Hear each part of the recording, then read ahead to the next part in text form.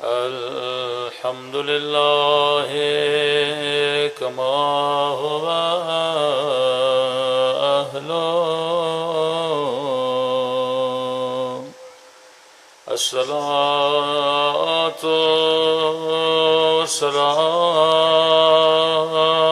والسلام على سيد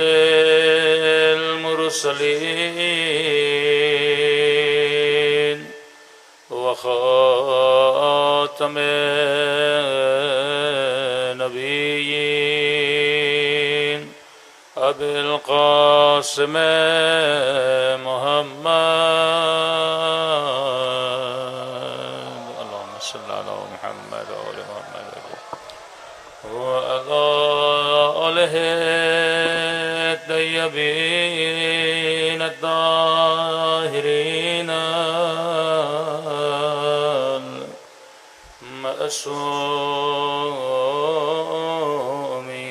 المعصومين. سب مل کے اپنے مولا کے ظہور کی دعا. اللہم کل ولیک حجت ابن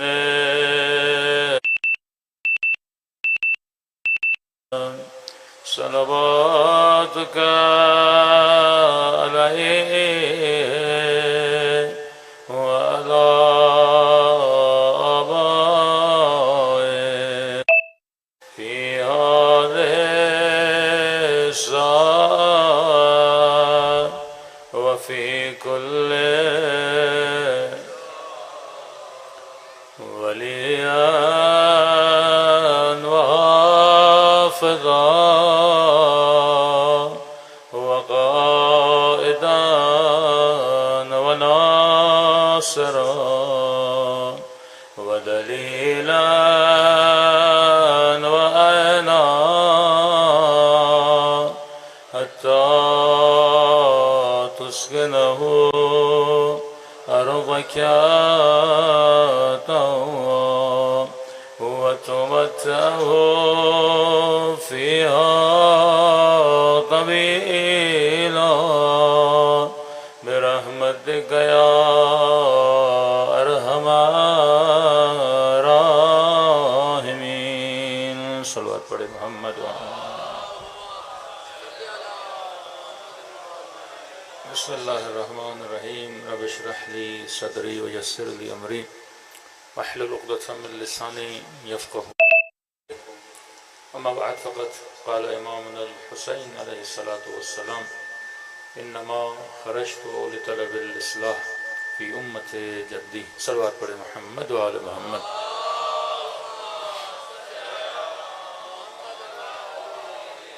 دعا ہے پروردگار عالم ہم سب کی عبادتوں کو اپنی بارگاہ میں قبول فرمائے اور جس مقصد زندگی کو لے کر فرش عزا امام حسین پہ جمع ہوئے خدا ان مقاصد میں بھی ہم سب کو کامیابیاں کامرانیاں نصیب فرماتے. علماء فرماتے ہیں کہ انسان کا مقام بلند تب ہوتا ہے جب انسان کی زندگی کا ہدف بلند ہو. جتنا مقصد حیات بڑھا اتنا انسان کا مقام بڑھا. قیامت میں ہمارے جسموں کو تولا نہیں جائے گا کہ کس کا وزن کتنا زیادہ ہے. قیامت میں انسان کے اہداف کو تولا جائے گا. کبھی کبھی کام چھوٹا پر اجر بڑا، کبھی کبھی کام بڑا پر کوئی اجر نہیں ملتا. اب عزا امام حسین، مجلس امام حسین کہ 1400 سال گزر گئے ایک امام کی شہادت کو.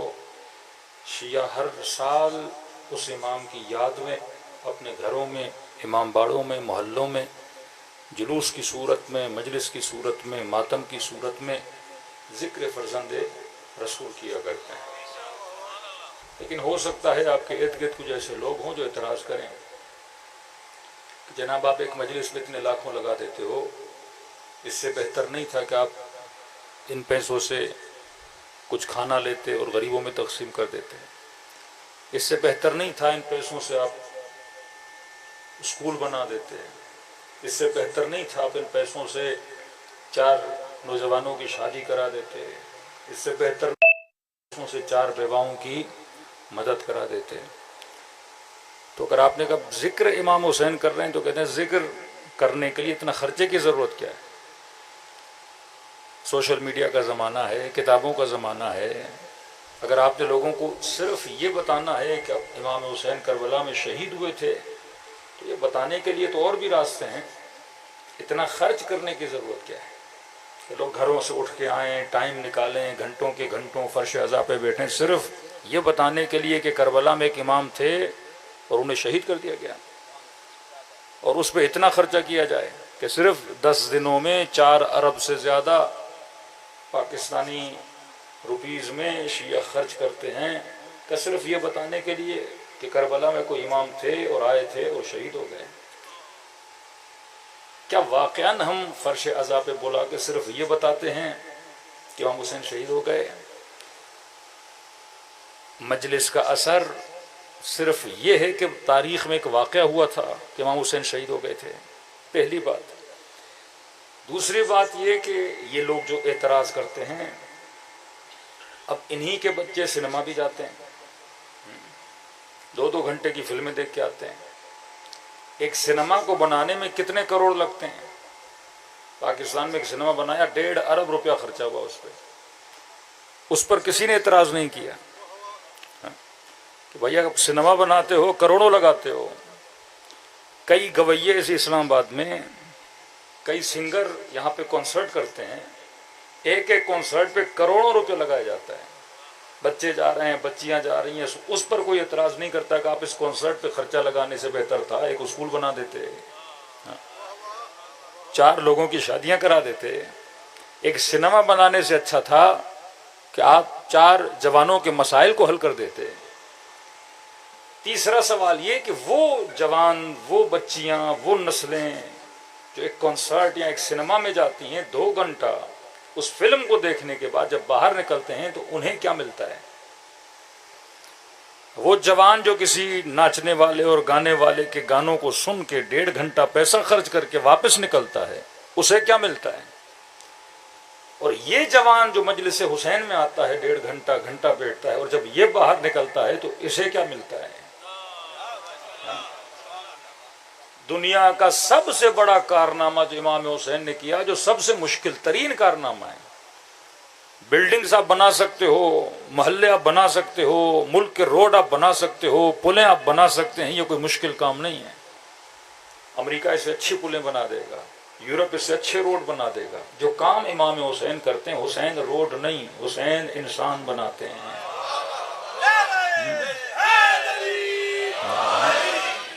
دنیا کا مشکل ترین کام ہے انسان بنانا، دنیا کا آسان ترین کام ہے بلڈنگز بنانا. ابا عبداللہ انسان بناتے ہیں. بتاؤ وہ کون سا کارخانہ ہے جو سلمان بناتا ہے؟ وہ دنیا کا کون سا کارخانہ ہے جو حبیب ابن مظاہر بناتا ہے؟ وہ دنیا کا کون سا کارخانہ ہے جو ہور بناتا ہے؟ فرمایا یہاں 2 کارخانے ہیں، ایک کارخانہ شمر بنا رہا ہے، دوسرا کارخانہ ہور بنا رہا ہے. تو وہ کارخانے جو نسلوں کو بگاڑتے ہیں اس پر کوئی اعتراض نہیں ہوتا. سارے اعتراضات کس پر ہوتے ہیں؟ امام حسین کی مجلس پہ ہوتے ہیں. اب آؤ مجلس ابا عبداللہ اور امام حسین کی مجلس صرف اس لیے نہیں ہے کہ ہم صرف لوگوں کو بتائیں کہ مولا شہید ہو گئے.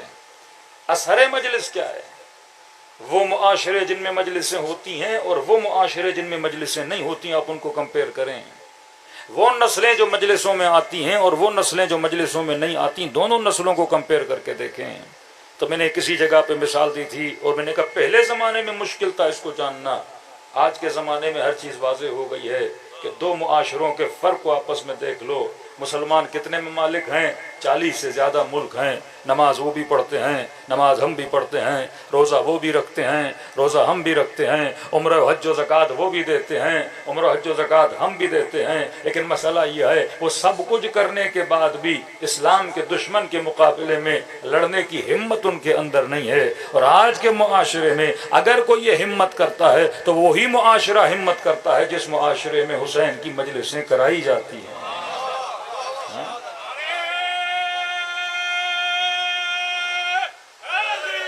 یا اللہ۔ آج ہر مسلمان نے دیکھ لیا کہ اسرائیل کے مقابلے میں کون کھڑے ہوئے، جو علی بن ابی طالب کو مانتے ہیں۔ تو سوال ہے ان کے بچوں کے اندر ہمت کیوں نہیں؟ کیونکہ انہوں نے نہ علی سنا۔ معاشرہ ہوتا ہے نا، ہم نے مائیں بچوں کو گود میں لے کر آتی ہیں اور انہیں علی اصغر سناتی ہیں، انہیں اکبر کی شجاعت بتاتی ہیں، انہیں قاسم کی جنگ دکھاتی ہیں، تو یہاں کے بچے جو مجلس حسین میں آتے ہیں ان کے دلوں سے خوف کو نکالا جاتا ہے، شجاعت کے بھرم کو بھرا جاتا ہے۔ جس سماج میں عاشورہ ہے وہ معاشرہ بہادر بنتا ہے، وقت کے یزیدوں کے مقابلے میں لڑنے کی ہمت بھی رکھتا ہے، جرأت بھی رکھتا ہے۔ اور آپ نے دیکھا وہ چاہے یمن کا شیعہ ہو، وہ چاہے عراق کا شیعہ ہو، وہ چاہے 12 امام والا ہو یا 4 امام والا ہو، کیونکہ 12 والے کے پاس بھی حسین ہے، 4 والے کے پاس بھی حسین ہے۔ یہ نسلوں کی تربیت مجلس ازاں صرف تاریخ بتانے کے لیے نہیں ہے، ایک معاشرہ بنانے کے لیے ہے، ایک نسل بنانے کے لیے ہے۔ یہ فرش ازاں پہ آئے گا، سنے گا۔ آج کسی بھی شیعہ مجلس میں چلے جائیں، 10 سال کا بچہ، 8 سال کا بچہ، 12 سال کا بچہ، اسے کھڑے کر دو، اے میرے لال یہ بتا یزید پہ لعنت بھیجنی چاہیے کہ نہیں؟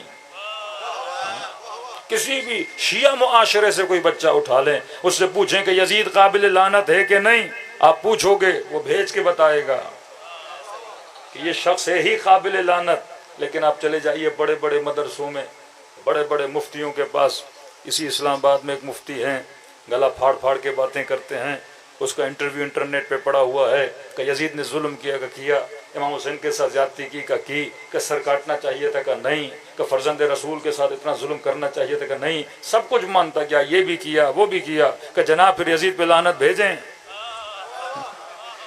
تو کہا اس معاملے میں ہم ذرا خاموش ہیں، ہم ذرا چپ ہیں۔ تو مفتی اتنی کتابیں پڑھنے کے بعد بھی لعنت کو سمجھ نہیں پایا۔ یہ فرش ازا ہے جس نے بچے بچے کو سمجھا دیا کہ ظالم پہ لعنت بھیجی جاتی ہے اور مظلوم کا ساتھ دیا جاتا ہے۔ تو یہ مجلس ازا ذہن بناتی ہے، مجلس ازا نسل بناتی ہے۔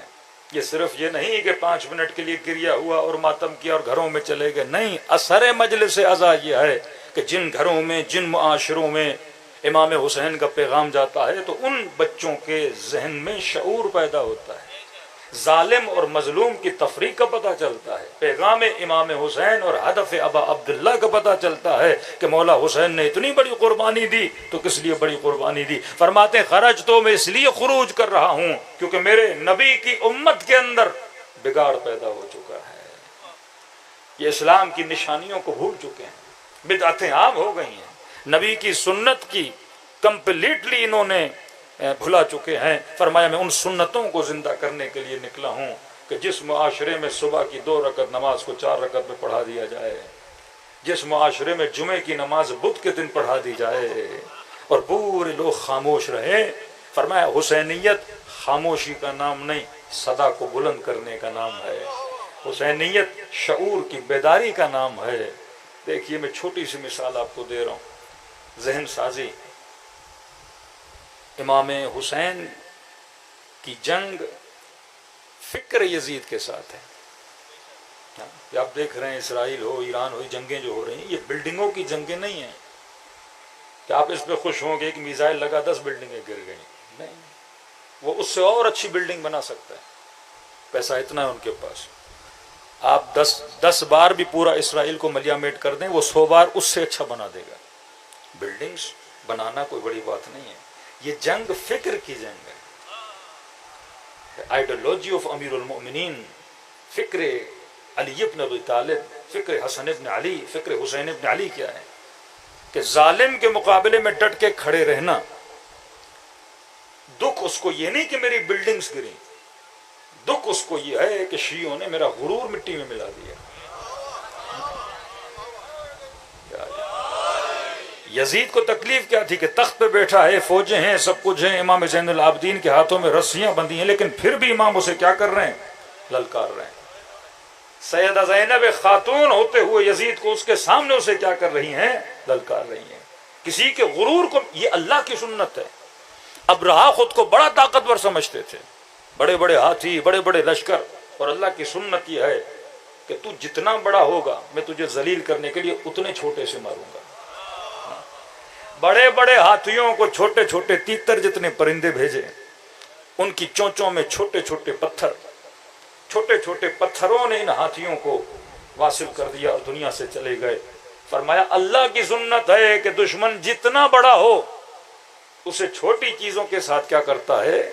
ذلیل و خوار کرتا ہے۔ اب بچوں کے ذہنوں میں، اسکولوں میں ایک فکر بنائی جاتی ہے۔ دیکھو فکر اگر بن گئی بچپن سے تو پھر آپ جب بڑے ہوگے پوری زندگی اس کی ہمت نہیں کرو گے۔ مثلا بعض جگہوں پہ ہم ایک لفظ استعمال کرتے تھے بھوت بنگلہ، مثلا، یا جو لوگ پہاڑوں میں رہتے ہیں تو جب انگریز آئے اسپیشلی گلگت بلتستان میں جنوں کا بڑا تصور ہے۔ شروع میں ہمارا اساتذہ بتاتے جب گئے تو کہا ایک پہاڑ تھا، کوئی بندہ وہاں نہیں جاتا تھا۔ بھئی کیوں نہیں جا رہے؟ کہ یہاں جن آتے ہیں۔ ذہن بنا دیا بچپن سے۔ اب اسے کہا یہاں جن ہے تو کہتے ہیں 15 سال گزر گئے، 10 سال گزر گئے، ہم کبھی بھی اس طرف گئے نہیں، کیونکہ ذہن بنا دیا ادھر کیا ہے؟ جن ہے۔ بعد میں پتا چلا کہ انگریز کمپنیاں آئی تھیں، کسی غار سے سونا نکلا تھا۔ اب پھر سردیاں آتی تھیں، برف باری ہوتی تھی، انہوں نے جانا ہوتا تھا، تو ان کو یہ تھا کہیں یہ لوگ آ نہ جائیں، سونا نکال کے لے نہ جائیں، تو ان کو بولا یہاں کیا ہے؟ جن ہے، تو کوئی بندہ جاتا ہی نہیں تھا۔ ذہن بچپن سے بنایا جاتا ہے۔ آج ملکوں کو دیکھ لیں، ہر نسل کو، ہر بچے کو بتا دیا کہ امریکہ کیا ہے؟ سپر پاور کی ٹرانسلیشن کیا ہے؟ سپر، سب سے زیادہ، پاور طاقت، مطلب اس کے پاس سب سے زیادہ طاقت ہے۔ اور یہاں ہم کلمہ کیا پڑھتے ہیں؟ لا الہ الا اللہ محمد رسول اللہ، کہ اللہ کے علاوہ کسی سے، اللہ سے زیادہ کسی کے پاس پاور نہیں ہے۔ لا مؤثر فی الوجود الا اللہ، اللہ کے علاوہ ہمارے وجود میں کوئی اثر ڈالنے والا نہیں ہے۔ اور بچوں کا ذہن کیا بنا دیا؟ مطلب پوری دنیا کے بچوں کا ذہن بنا دیا کہ جناب یہ کیا ہے؟ سپر بھی ہے اور سب سے زیادہ پاور بھی ہے۔ اب جب ذہن بن گیا، یہ بچہ کل فورسز میں بھی جائے گا، یہ بچہ کل پولیس میں بھی جائے گا، یونیورسٹی میں ایز اے پروفیسر بھی جائے گا، اگر اس کے ملک پہ حملہ ہوا ایک عام سا باشندہ بھی ہے، لیکن کیونکہ ذہن بنا ہوا ہے کہ جناب کیا ہے؟ سپر پاور ہے، تو یہ کبھی بھی اپنے ذہن میں اس سے لڑنے کا سوچے گا ہی نہیں، کیونکہ پہلے سے یہ ایکسپٹ کر چکا ہے کہ اس کے پاس مجھ سے زیادہ کیا ہے؟ طاقت ہے۔ تو جن معاشروں نے یہ فکر بنائی کہ اس کے پاس سب سے زیادہ طاقت ہے، وہ معاشرے اٹھنے کی بھی ہمت نہیں رکھتی، لیکن ایک فکر علی ابن ابی طالب ہے کہ سب سے زیادہ طاقت کس کے پاس ہے؟ پروردگار عالم کے پاس ہے۔ جنگ خیبر ہوئی، جنگ خندق ہوئی، عمرو بن عبدوت جب خندق کے اندر آیا تو رسول کو للکار کے کہنے لگا کہ ہے کوئی تمہارے پاس بہادر تو اسے میری طرف بھیجو۔ تو اس زمانے کے مسلمانوں کی بھی ایک سوچ بنی ہوئی تھی کہ عمرو بن عبدوت کیا ہے؟ سپر پاور ہے بھائی، اس کے مقابلے میں نہیں جانا۔ رسول سخت سے سخت جملے کہہ رہے، من لہذا الکلب، کون ہے جو اس بدبخت کتے کا منہ بند کرے؟ ہاں، لیکن سارے مسلمان بیٹھے ہیں، سارے صحابی بیٹھے ہیں، کوئی اٹھنے کی کرتا بھی تھا تو پیچھے سے دوسرا بولتا تھا کہ اس کے مقابلے میں نہ جانا، یہ ایک دن میں پورا بکرا کھا لیتا ہے، یہ ایک دن میں اونٹنی کا بچہ اٹھا لیتا ہے۔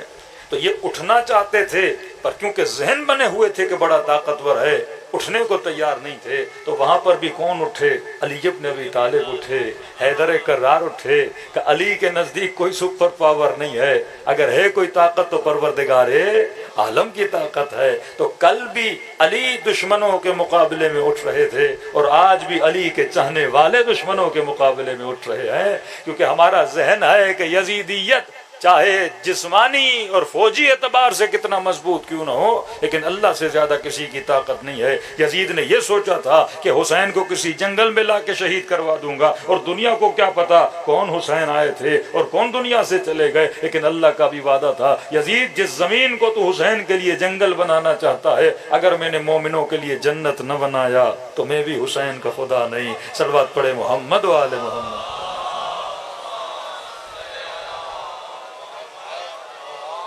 محمد عجل فرجہم۔ تو مجلس حسین نسل بناتی ہے، مجلس حسین فکروں کو بلند کرتی ہے، مجلس حسین انسان کے مزاج کو بدل دیتی ہے۔ ایک ملاقات نے ہر کو ہر بنا دیا، کتنا اثر ہے. جناب زہیر ایک بار امام حسین سے ملے، لشکر امام حسین مل گئے. وہب قلبی، مجھے نہیں پتا وہب نے پوری زندگی نمازیں کتنی پڑھی، شاید چند دن کا نمازی، چند دن کا عابد، لیکن آج ہر مومن و مسلم جناب وہب کو کیا کرتا ہے؟ سلام کرتا ہے. صلوات پڑھے محمد و آل محمد، آل محمد. یہ بچے ہیں، کہہ رہے مولانا مکتب اہل بیت میں آنا چاہتے ہیں اور کہہ رہے تھے کہ ہم اعلان کرنا چاہتے ہیں، شیعہ بننا چاہتے. سامنے کھڑے ہو جائیں، ادھر ادھر کھڑے. صلوات پڑھے محمد و آل محمد.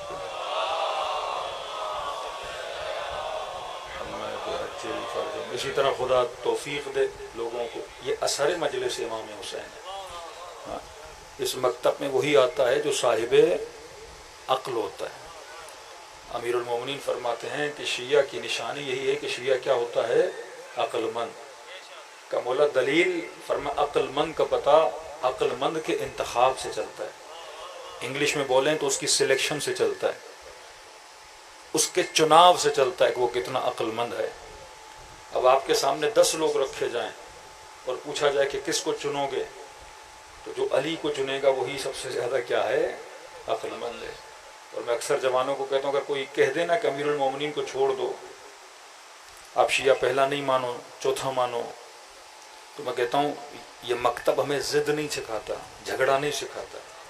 مولا فرماتے ہیں نحن ابناء الدلیل. کس سے بات کیا کرو؟ دلیل سے بات کیا کرو. اگر کوئی کہہ بھی دینا چھوڑ دو کو جناب ہم چھوڑنے کے لیے تیار ہیں، لیکن عقل کا تقاضا ہے کہ اگر بہتر کو چھوڑ رہے ہو تو اس سے بہتر کا انتخاب کرو. تو اگر میں علی کو چھوڑ رہا ہوں تو پھر کسی ایسے کو لاؤ جو حسب میں علی سے بہتر ہو.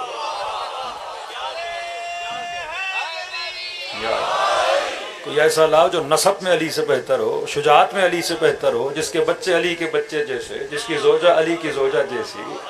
تو دنیا اس کو چیلنج دو کہ جناب جاؤ شجاعت میں علی سے بہتر لاؤ، سخاوت میں علی سے بہتر لاؤ، علم میں علی سے بہتر لاؤ، تو ہم ماننے کے لیے تیار ہو جائیں گے. آپ اسے چیلنج دیں گے، جائے گا، آئے گا کہ نہیں مجھے نہیں پتا، لیکن اگر اہل حق ہوگا تو آ کر کہے گا کہ میں نے بھی علی کو پہلا ماننا ہے کیونکہ علی سے بہتر مجھے کوئی ملا نہیں ہے. تو مکتب یہ آپ کا ذہن بناتا ہے. کانسیپٹ آف ولایت یہی ہے کہ بہتر سے بہتر کا چناؤ کرو. وہ امام بھی ہو تو بہتر سے بہتر، وہ بچے کا نام بھی ہو تو بہتر سے بہتر. تو اللہ ان جوانوں کو توفیق دے اور انشاءاللہ سیرت اہل بیت پر عمل کرنے کی مزید ان کو توفیق دے. بس ان کو کلمہ پڑھائیں گے، پھر آپ صلوات پڑھیں گے. بسم اللہ الرحمن الرحیم.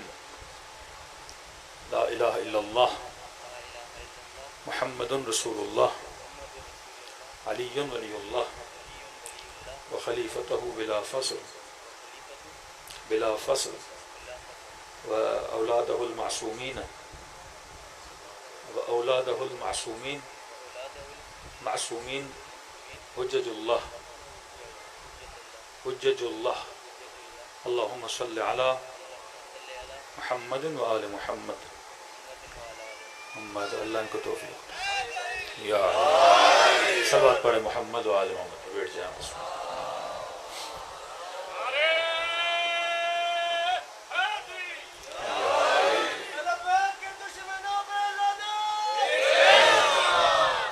تو یہ مکتب انسان کی فکر بناتا ہے. مکتب اہل بیت ہمیشہ یاد رکھیے، ایک ہے ذکری مسلمان، ایک ہے فکری مسلمان. ذکری بھی اچھا ہے لیکن وہ ذکری جس کے ساتھ ذکر کے ساتھ فکر بھی. آج پوری دنیا میں کوشش ہے کہ مسلمانوں کو ذکری رکھا جائے. یہ اللہ ہو کرنے والے بہت ملیں گے آپ کو، لیکن جب دین پہ بات آئے، اسلام پہ بات آئے تو میدان جنگ میں لڑنے والے بہت کم ملیں گے. اتنے لوگ کوفے میں تھے، امام حسین نے خط لکھے آ جاؤ آ جاؤ آ جاؤ. کوئی کہتا تھا حسین ہم آپ کو صبر کی تلقین دیتے ہیں، کوئی کہتا تھا امام حسین میں قرآن کی تلاوت میں مشغول ہوں، میں اپنا وقت ان چیزوں میں ضائع نہیں کرنا چاہتا. اور فرزند رسول کا سر کٹتا رہا، یہ کوفے میں بیٹھ کے قرآن پڑھتے رہے. ہاں، کیا شمر ذکر نہیں کرتا تھا؟ کیا یزید ذکر نہیں کرتا تھا؟ کیا خوارج سے بہتر کوئی نمازی نہیں تھا؟ ماتھوں پہ سجدوں کے نشان، دن رات نماز پڑھنے والے خوارج. عابد تو تھے، زاہد تو تھے، عقیدے کا فقدان تھا، عقیدے غلط تھے، آئیڈیالوجیز غلط تھیں. عبادت کرے، نماز پڑھے، لیکن علی کے مقابلے میں آ کے کھڑا ہو جائے۔ آپ کے امام حسین علیہ الصلوۃ والسلام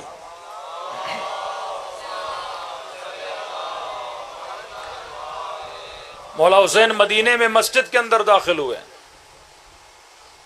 عمرو عاص کا بیٹا عبداللہ بن عمرو عاص، عمرو عاص کون سمجھیں؟ مشیر اور وزیر معاویہ، جس کو آپ کہتے ہیں دا برین آف معاویہ، کہ مولا نے اس کی ذہانت کی بعض اوقات تعریف بھی کی ہے۔ بہت تیز آدمی جو مختلف جنگوں میں امیر المومنین کے مقابلے میں کھڑا رہا۔ جناب محمد ابن ابی بکر کو مصر میں شہید کروایا، جناب مالک اشتر سفر میں آ رہے تھے، ان کو زہر دلائی گئی، اور مصر کی حکومت امیر المومنین سے لے کے انہوں نے اپنے قبضے میں کی۔ ان کا بیٹا عبداللہ بن عمرو عاص، امام حسین مسجد میں گئے، اس کے بیٹے نے امام حسین کو دیکھا، اپنے دوستوں رفقا کے ساتھ بیٹھا تھا اور ادب امام حسین میں کھڑا ہوا۔ دوستوں کو کہا کہ تجھے پتا ہے یہ جو مسجد میں آ رہا ہے کون ہے؟ کون ہے؟ کہ یہ سیدہ شباب اہل الجنہ، جنت کے جوانوں کا سردار حسین ابن علی ہے۔ تو ان کے دوستوں میں سے ایک دوست نے اس کو طنز کیا، اس کا مذاق اڑایا کہ عبداللہ، ایک طرف کہہ رہے ہو جنت کے جوانوں کا سردار ہے، دوسری طرف اسی کے بابا کے مقابلے میں جنگ صفین میں تم کھڑے ہو گئے تھے۔ تمہاری ذہنیت ہمیں سمجھ نہیں آتی۔ ایک طرف فضائل اہل بیت بھی پڑھو، دوسری طرف کئی جنگوں میں ان کے مقابلے میں بھی کھڑے ہو جاؤ۔ تو عبداللہ عمرو عاص نے کہا کہ جناب وہ معاملہ الگ تھا، کیا سمجھ نہیں ہے؟ ایک طرف کہہ رہو جنت کے جوانوں کے ساتھ، انہی کے مقابلے میں یہ بھی تو تھے جنگ میں۔ حضرت عباس 13 سال کے جنگ صفین میں، امام حسین ابن علی بھی ہیں، حسن ابن علی بھی ہیں، کہ انہی کے مقابلے میں تو لڑنے گیا اور آج کہہ رہے جنت کے جوانوں کے سردار ہے۔ کہ وہ معاملہ الگ ہے، وہ کس طرح؟ کہ کیونکہ وہاں میرا باپ تھا اور قرآن کا حکم ہے کہ ماں باپ کو ناراض نہیں کرنا چاہیے، کیونکہ والد کی اطاعت مجھ پہ واجب ہے۔ لا ولا تقولوا لهما اف، کہ ماں باپ کو اف تک نہ کہو۔ اب ان میں اختلاف ہو گیا کہ وہاں میرا قصور نہیں، کیونکہ والد گیا تھا تو میں والد کی اطاعت میں تھا، اور جو والد کہتا ہے، قرآن کہتا ہے والد کی اطاعت کیا ہے؟ واجب ہے۔ اختلاف ہوا، انہوں نے کہا چلو چلتے ہیں حسین بن علی کے پاس، پوچھتے ہیں کہ تم صحیح کہہ رہے ہو یا ہم صحیح کہہ رہے ہیں۔ امام حسین کے پاس آتے ہیں، کہتے ہیں مولا یہ کہہ رہا ہے کہ میں جنگ صفین میں آپ کے مقابلے میں آیا، مجبور تھا کیونکہ باپ نے کہا تھا۔ امام حسین نے فرمایا غلط کہہ رہا ہے، اس نے قرآن پڑھا تو ہے پر سمجھا نہیں ہے۔ کہ مولا کیا؟ فرمایا لا معصیت فی طاعت اللہ، اللہ کی مخلوق کی اطاعت خدا کی معصیت میں نہیں کی جاتی۔ باپ کی اطاعت واجب ہے، پر اگر وہ اطاعت اللہ کے مقابلے میں آ جائے، اگر وہ اطاعت ولی خدا کے مقابلے میں آ جائے، کہ خدا نے اگر کسی معصوم کو ولایت دی ہے اور اگر معصوم کہیں اور کھڑا رہے، تمہارا باپ کہیں اور کھڑا رہے، تو وہاں باپ کی نہیں سننی، وہاں وقت کے امام کی بات سننی ہے۔ مثلا کسی کا باپ کا بیٹا جا میرے لیے الیاذ باللہ ثم الیاذ باللہ شراب لے کر آ، اب کہیں میرے بابا نے کہا نہیں، فی معصیت اللہ، اگر خدا کی مخالفت میں کچھ کہہ رہا ہے، احترام اپنی جگہ پر، لیکن بات کو مانا نہیں جائے گا۔ جوان ہے، شادی کی بیوی اگر اطاعت خدا اور مخالفت خدا کروانا چاہتی ہے، فرمایا حرام ہے۔ شوہر اگر زوجہ سے کوئی ایسا کام کروانا چاہے جو دین کی مخالفت میں ہے، فرمایا ادب اپنی جگہ، لیکن وہ کیا ہے؟ حرام ہے۔ فرمایا لا طاعت فی معصیت اللہ، اللہ کی طاعت میں کبھی بھی معصیت نہیں کیا کرتے۔ اس کا سر جھکا۔ اب کربلا کا میدان یہ پیغام دیتا ہے کہ اطاعت اگر دیکھنی ہے تو آؤ کربلا میں دیکھو، نہ بھائی نے بھائی پہ اعتراض کیا، نہ بہن نے بھائی پہ اعتراض کیا، نہ عباس نے امام حسین پر اعتراض کیا، نہ اکبر نے حسین پر اعتراض کیا۔ یہ پوری اطاعت، مطلب یہ کانسیپٹ آف امامت ہے۔ اگر تم نے کسی کو رہبر اور لیڈر بنایا ہے، اب تم نے کیا کرنا ہے؟ وسلموا تسلیما، اطاعت کرنی ہے۔ پہلے رغبت دلائی، پھر جب اپنے لشکر میں بلایا، انہیں مطیع کامل بلایا۔ کہتے ہیں پورے راستے میں وہاب کلبی، یہ خاندان بڑا فقیر خاندان تھا، وہاب کی نئی نئی شادی ہوئی ہے، ماں نے کہا بیٹا پانی نہیں ہے، سفر میں جا رہے تھے، اتنی پیاس، پانی ختم ہو چکا۔ بیٹے نے کہا میں جاتا ہوں ڈھونڈ کے آتا ہوں۔ یہ میاں بیوی دونوں نکلے، بہت دور دور گئے، ایک جگہ ان کو کھڈا ملا جس کے اندر پانی تھا، اس نے ہلکی سی پانی کی مشک بھری، بھرنے کے بعد بڑا خوشی خوشی دوڑا ماں کے خیمے کی طرف بڑھا۔ کہتا ہے پہلے جب بھی آتا تھا تو میری ماں میرے استقبال کے لیے کھڑی ہو جاتی تھی، اب آیا تو بڑی مایوس، چہرہ مرجھایا ہوا، میں نے کہا اماں پانی لایا ہوں، خوش ہو جائیں؟ کہا بیٹا ذرا ادھر آ۔ کہا اماں کیا ماجرا ہے، آج آپ خوش نہیں لگ رہی، پیاس تھی، اتنے دنوں کے بعد مجھے تھوڑا پانی ملا ہے، پھر سفر کو آگے بڑھائیں گے۔ کہا بیٹا ادھر تو آ۔ کہتی بیٹے کو اور قریب لائی، اماں کیا ہے، بیٹے کا ہاتھ تھاما، خیمے کے پیچھے لے گئی۔ وہ بڑے تعجب میں دیکھتا ہے کہ جو پانی کی تلاش میں تھا اس کے خیمے کے پیچھے پانی کا چشمہ جاری ہوا پڑا ہے۔ کہ اتنا پانی، اتنا چشمہ کہاں سے جاری ہوا؟ کہ میرے لال جب تو پانی ڈھونڈنے گیا تھا تو یہاں سے قافلہ گزر رہا تھا، ایک نورانی شخص میرے خیمے کے باہر کھڑا ہوا، میں اس کو نہیں جانتی تھی پر ایسے لگ رہا تھا وہ مجھے بہت عرصے سے جانتا ہے۔ خیمے کے باہر سے آواز دی، وہب کی ماں پریشان کیوں ہو پانی کے لیے؟ میں پریشان ہوئی، میرے بیٹے کو بھی جانتا ہے اور مجھے کہہ رہا ہے وہب کی ماں، کہ خیمے سے باہر نکلی، ایسا نورانی چہرہ، کہنے لگا کس لیے پریشان ہو؟ میں نے کہا ہم فقیر ہیں، مسافر ہیں، جا رہے ہیں، پانی نہیں ہے بیٹا، پانی کی تلاش میں گیا ہے۔ کہ ضرورت نہیں، ادھر آ جا۔ کہ مجھے لے گیا خیمے کے پیچھے، ایک ٹھوکر ماری، زمین سے پانی کا چشمہ جاری ہو گیا۔ میں نے کہا آپ کون ہو؟ حضرت عیسیٰ ہو؟ کا نہیں، موسیٰ ہو؟ کا نہیں، خضر ہو؟ کا نہیں، کہ کون ہو جو اپنی ٹھوکر سے چشموں کو جاری کر رہا ہے؟ کہ میں آخری زمانے کے نبی کا نواسا حسین ابن علی ہوں۔ کہنے لگی کہ مولا میں ہوں تو فقیر غریب ہوں، شکریہ ادا کرنے کے لیے کہ آپ نے چشمہ جاری کر دیا، میرے گھر میں ذرا دعوت کھائیے۔ تو مولا نے فرمایا ہمیں بہت جلدی ہے، ہم نے جلدی سے آگے بڑھنا ہے اور منزل مقصود کی طرف جانا ہے۔ کہ اگر برا نہ مارے تو مخدرات میں جاؤں، بیویوں سے مل لوں، کسی کی کوئی خدمت کر لوں۔ امام نے کہا چلے جائیے۔ کہتے گئی مخدرات میں، پوچھتے پوچھتے کسی نے کہا کہ ان کی بہن ہیں، یہ ان کا خیمہ ہے۔ کہتی جیسے خیمے کا پردہ ہٹا، نگاہ چہرے پہ پڑی، کہتی میرے لال میں نے زندگی میں مریم سنی تھی، اور آج ایسے لگا کہ میں مریم کو کیا کر رہی ہوں، دیکھ رہی ہوں۔ ایسا نورانی چہرہ، اس طرح سے ذوب کیا ان کو اہل بیت نے اپنی طرف کہ یہی ماں اتنا ڈھل گئی ان چند دنوں میں کردار سیدہ زینب میں کہ وہ چیزیں جو ہم بی بی زینب کے لیے فرماتے ہیں کہ اون محمد کی شہادت ہو گئی لیکن پورے سفر میں بچوں کو دیکھا نہیں۔ فرمایا اماں فضا جو علی کی بیٹی جب ایک مرتبہ دے دے پھر اس چیز کو واپس نہیں لیتی، وہی کردار وہب کی ماں کا۔ کہتے ہیں اس نصرانی وہب کلبی کو جب دشمن نے شہید کیا، دیکھیے بعض شہداء کے سر شام غریبہ کو کاٹے گئے نا، یا 11 محرم کو کاٹے گئے، وہب وہ شہید ہے کہ فوراً شہادت کے بعد اس کا سر کاٹا گیا تاکہ بتایا جائے حسین کے ساتھ کون ہے، نصرانی ہے۔ اور سر کاٹ کے اس کی ماں کو عبرت بنانے کے لیے ان ظالموں نے اسی وقت سر اس کی ماں کی طرف پھینک دیا۔ کہتے ہیں بڑی بہادری سے آگے بڑھی اور اپنے بیٹے کا سر لیا، اور وہی سر جو اس کا لخت جگر تھا اسی سر کو اٹھا کے واپس دشمن کی طرف پھینک دیا۔ کہ میں اس خاندان کی ماننے والی ہوں جو ایک مرتبہ اللہ کی راہ میں دے دیتے ہیں پھر کبھی واپس نہیں لیتے۔ یہ فرش عزا ہے جو نسلوں کو بہادر بناتا ہے۔ یہ خوف ہے دشمن کے وجود میں کہ یہ مکتب رہا تو یہ قومیں بہادر بن جائیں گی، یہ دشمن کے مقابلے میں کھڑے ہونے کی ہمت ان کی نسلوں میں، ان کے بچوں میں پیدا ہو جائیں گی۔ تو ان کی کوشش ہے یہ صرف ذکر تو کریں لیکن ان کے اندر فکر حسین آگے نہ بڑھے۔ فکر حسین یہ ہے کہ اگر تاریخ کے یزیدوں کو پڑھتے ہو تو آج کے یزیدوں کو پہچانو، اگر تاریخ کے شمر کو پڑھ رہے ہو تو آج کے شمر کو پہچانو۔ قرآن بار بار کہتا ہے وَاعْتَبِرُوا وَاعْتَبِرُوا یعتبروا، میں تمہیں قصے کہانیاں نہیں سنا رہا، بتا رہا ہوں کہ اے جوان، اے نسل، اپنے وجود میں کیا پیدا کر، عبرت پیدا کر۔ اب ایک جوان حضرت یوسف کی صورت کو پڑھے، تم نے کیا عبرت پیدا کی کہ تم نے گناہ سے کیسے بچنا ہے۔ اگر کوئی کربلا کو پڑھے تو سمجھے اگر ظلم کے مقابلے میں، مولا فرماتے کھڑے نہیں ہو سکتے بات تو کر سکتے ہو، بات نہیں کر سکتے قلم سے تو اظہار کر سکتے ہو، وہ بھی نہ کرو اپنے چہرے کے ریئیکشن سے تو بتا سکتے ہو کہ تمہارے دل میں تبرہ کا مقصد ہے یہ، ہم لعنت کا مقصد یہ ہے کہ جب لعنت بھیجتے تو اس کے دل میں کیا پیدا ہوتا ہے، بغض پیدا ہوتا ہے نا، کس کا، یزید کا۔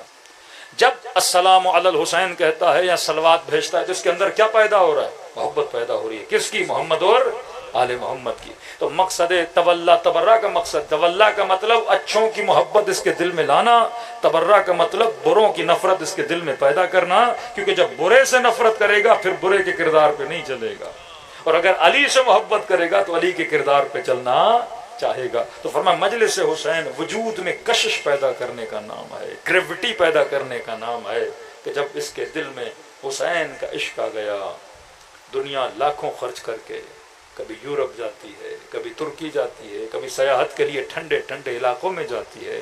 یہ بڑا عجیب ہے، لاکھوں خرچ کر کے کربلا جاتا ہے، اتنی گرمی میں پیدل چلتا ہے، پاؤں میں چھالے پڑ جاتے ہیں. ارے یہ کیسا عشق ہے، نہ چھالوں کو دیکھتا ہے نہ تکلیف کو دیکھتا ہے.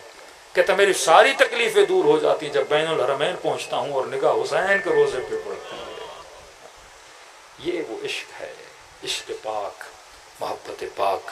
تو مجلس حسین نسلوں کی پاکیزگی کا نام ہے. کیوں فرمایا اہل بیت کا چاہنے والا حلالی ہوتا ہے؟ مطلب کیا حلالی کا مطلب؟ کیونکہ یہ نسلیں گناہ کی طرف جاتی نہیں ہیں. جو نظم ولایت اہل بیت کے اندر زندگی گزاریں اور جو ان سے دور ہو گئے وہ فسق و فجور میں چلے جاتے ہیں، وہ برائیوں میں چلے جاتے ہیں. فرمایا شکر خدا کرو کہ خدا نے تجھے محبت محمد اور آل محمد عطا کی. یہ محبت نسلوں کی پاکیزگی کا نام ہے. دوسروں کے بچے شاید ادھر ادھر ہو جائیں، لیکن وہ شیعہ جس نے خود کو فرش عزا سے جوڑے رکھا. ہمارے اندر بھی بعض ہیں جو ان چیزوں سے دور ہوتے جا رہے ہیں، جنہوں نے خود کو مجلس سے، عاشورہ سے، امام حسین کے حرم سے جوڑے رکھا. فرمایا وہ نسلیں پھر کبھی بھی نہیں بگڑتی. اس کی ضمانت خود امام حسین اور حضرت حجت امام زمانہ عجل اللہ تعالی فرجہ الشریف. صلوات پڑھیں مولا کی شان و آل محمد. فرما شکر کرو کہ خدا نے تجھے نعمت غم امام حسین دی. خود غم، یہ جو آپ حضرت علی اصغر پہ روتے ہیں، جوانی اکبر پہ روتے ہیں، فرما یہ فائدہ کیا ہو رہا ہے کہ امام حسین میرے دل کو مردہ نہیں ہونے دیتے. جو بندہ صبح سے شام تک کربلا کے 1400 سال پہلے والے غم پہ روئے، وہ ظالم نہیں ہو سکتا. وہ کسی یتیم کو دیکھے گا رو پڑے گا. کہ کربلا کے بعد امام زین العابدین چھوٹی بچی کو دیکھتے تھے رو پڑتے تھے، بازار میں جاتے تھے گوشت کو دیکھتے تھے رو پڑتے تھے، کسی جوان بچے کی شادی میں جاتے تھے ہائے علی اکبر کہہ کے رو پڑتے تھے، وضو کرتے تھے پانی سے، پانی کو دیکھتے تھے رو پڑتے تھے. جس کا دل کربلا سے مل جائے اس کا دل نرم ہو جاتا ہے. وہ انسان کبھی ظالم نہیں ہوتا، کسی کا حق غصب نہیں کرتا، کیونکہ کربلا نے اس کے دل کی زمین کو کیا کر دیا ہے؟ نرم کر دیا. تبھی فرمایا اپنے بچوں کو کچھ چیزیں سکھایا کرو. ایک ذکر اہل بیت، دوسرا فکر اہل بیت. چوتھے ماں فرماتے ہیں کثرت سے میرے بابا کو سلام کرو. کہ مولا سلام کی اتنی تاکید کیوں ہے؟ زیارت عاشورہ 100 سلام امام حسین. فرمایا کیونکہ عاشورہ کے دن میرا بابا ترس گیا تھا کہ کوئی آئے میرے بابا کو سلام کرے. 70,000 ممبروں سے علی بن ابی طالب کو سب و شتم کیا. ایک نسل بنائی بنو امیہ نے. بچپن سے یہ سنتے آئے مولا علی کی برائی، مولا علی کی برائی. جب یہ جوان ہوئے تو دل بغض سے بھر گئے. کہا میں نے حلال محمد کو حرام کیا، حرام محمد کو حلال کیا. کہا نہیں. کہا پھر کیوں مارنے آئے؟ کہا بغضا لابیک، تمہارے بابا کے بغض میں آج تجھے مارنے آئے. ایک نسل پنی اور بڑی ہوئی علی کے بغض میں. نتیجہ یہ نکلا کہ کربلا امام حسین کو شہید کیا. اب یہاں پہ چوتھے ماں فرماتے ہیں ترس گئے تھے میرے بابا کوئی آئے ان کو سلام کرے. کہتے تھے سلام نہ کرو علی اعوذ باللہ یہ باغی ہے. کوفے کی بازار ہے، شام کا بازار ہے، سیدہ زینب کو پتھر مارے جانے. فرماتی ہیں پتھر مارو پر میرے حسین کو باغی نہ کہو. میرا حسین کون ہے؟ نمازی ہے. فرمایا کثرت سے میرے بابا کو سلام کرو.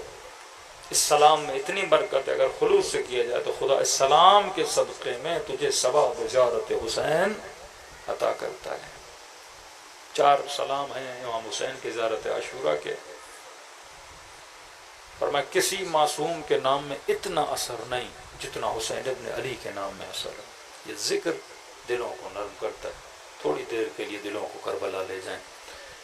آج ایسے سلام کریں جیسے زینب کبریٰ نے سلام کیا. آج ایسے سلام کریں جیسے سیدہ سکینہ نے اپنے غریب بابا کو سلام کیا. السلام علی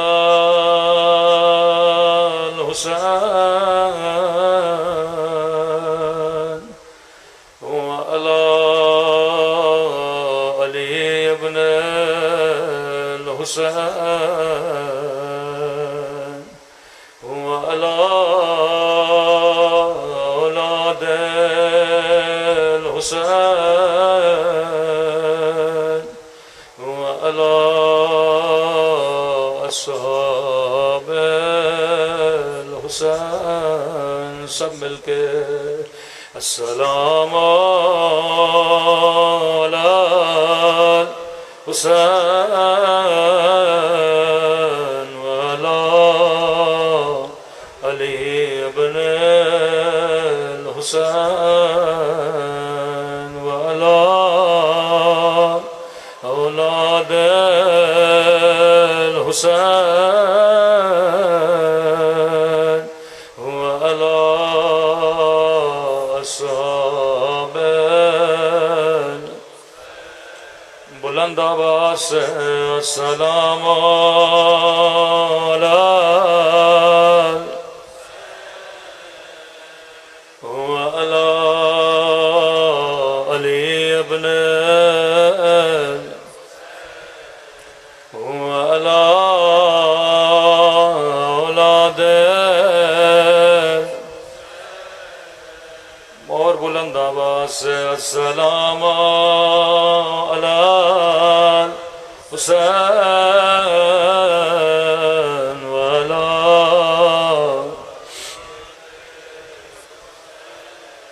وعلی اولاد الحسین وعلی اصحاب میرا سلام ہو اس درد بھرے منظر پہ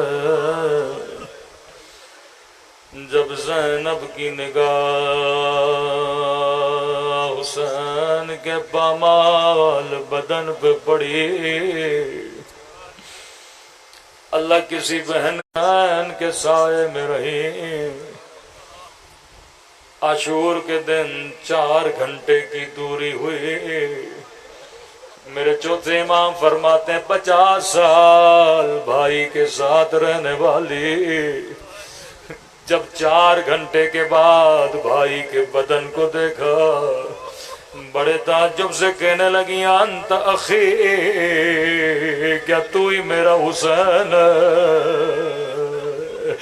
کیا تو ہی میرا ماں جایا حسین ہے بہن بھائی کو پہچان نہ سکی